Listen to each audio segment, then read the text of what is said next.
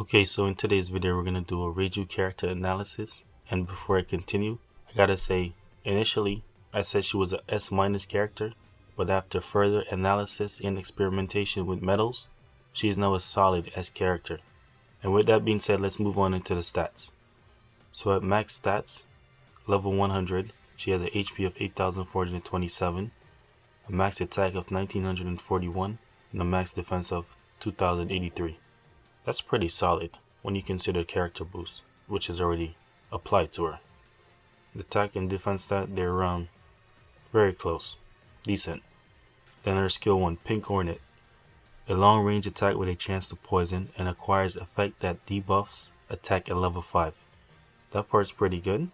The only thing I don't like about the skill is that it doesn't have a nullified stagger, so you could easily be cancelled out of it. So the skill attack at 401, and the poison activation probability is guaranteed. So the effect time lasts for 19 seconds and 1.15% of damage is dealt per second. And the opponent's attack is reduced by 10%, which lasts for 20 seconds, while the skill itself has a cooldown of 35 seconds. That's pretty good. And her skill 2, Pink Shelter, creates a mid-range area barrier with a chance for allies within to become invincible. Plus it deals damage to enemies with a chance to inflict poison. So the invincibility is completely guaranteed. The skill itself, it doesn't do a lot of damage.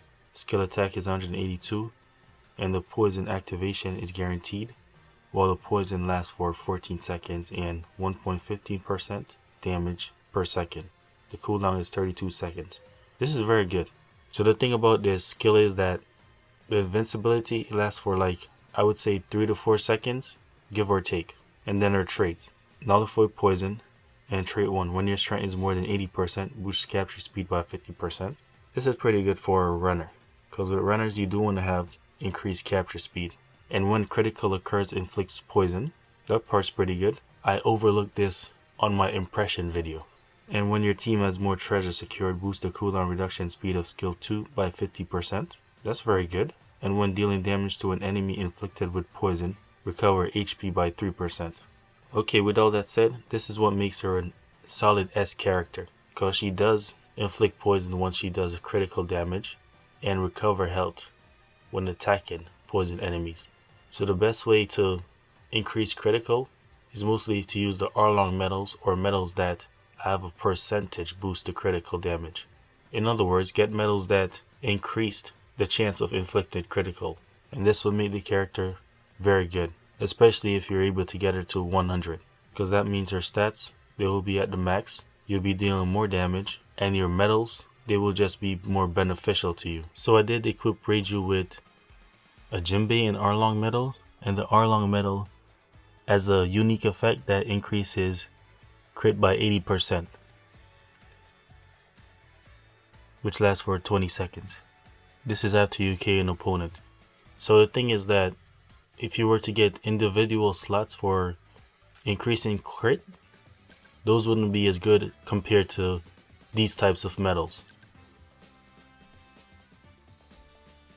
Because increasing crit by 14% for 3 slots, that's wasted potential when you could have an attack boost instead. While having a unique metal is more beneficial to the character, because you could get the individual slots for increasing attack or defense. So the gameplay you're seeing is going to be me trying to use Reiju as best as possible, so you can see her poison in effect, her skills, and also her traits being activated, such as the HP recovery once the opponent is poisoned.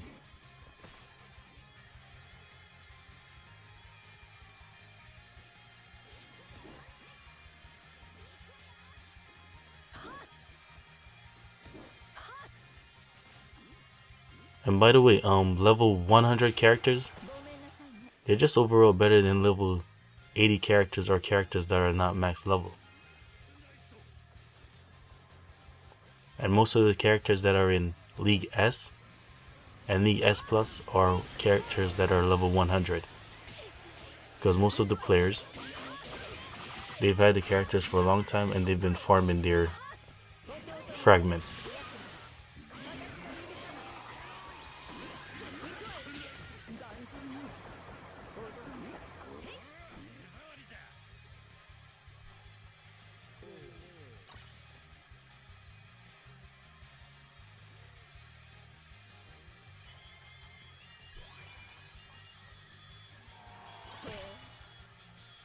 So the intent of using newer characters in these league battles is to help you, the player, decide if these are characters that you might be interested in.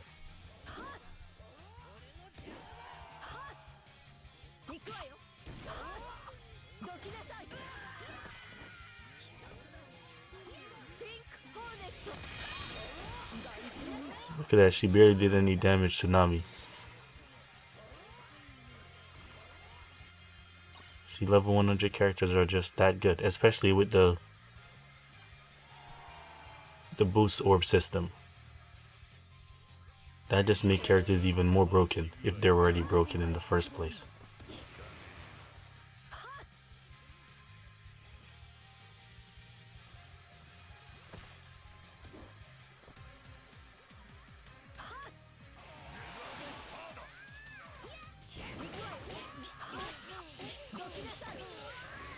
Well, she does really well against Chopper, surprisingly.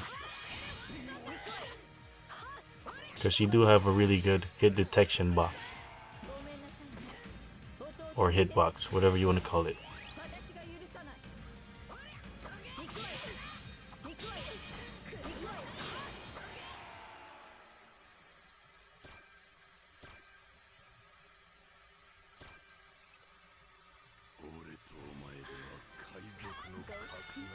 That was a decent match.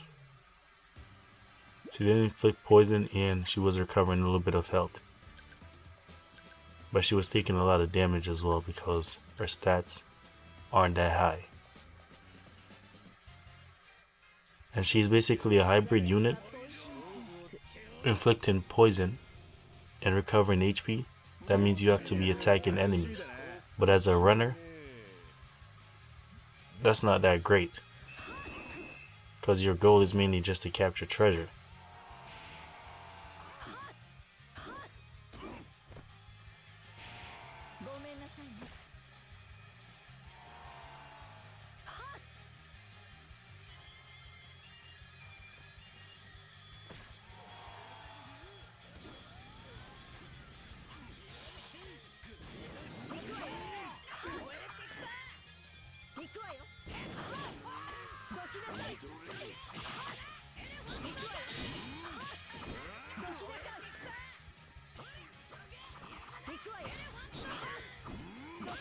It even seemed like without the metals being activated, she does poison the opponent quite often.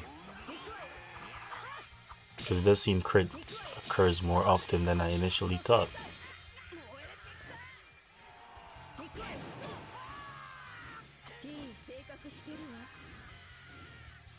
And poison is a really good effect. That's what made Crocodile so good.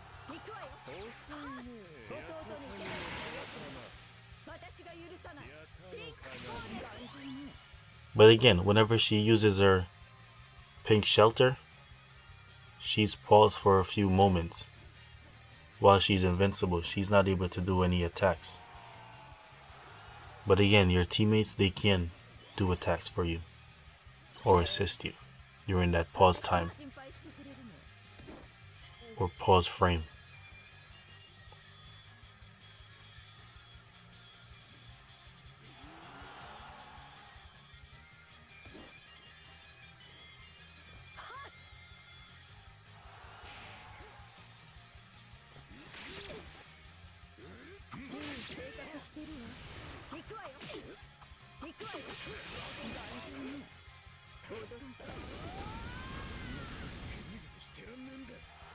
Yeah, it doesn't even seem like she even needs the crit increase, because her normal attacks are just inflicting lots of poison.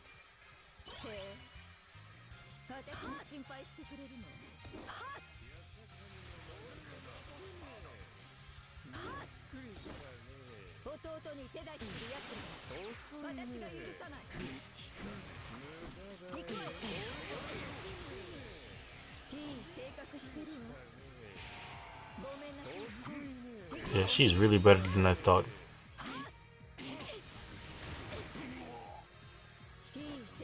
The Pink Hornet, it does cover a wide range as well. So that makes it very good for defeating lots of enemies. I hope you did enjoy the analysis, and if you did, subscribe for more content.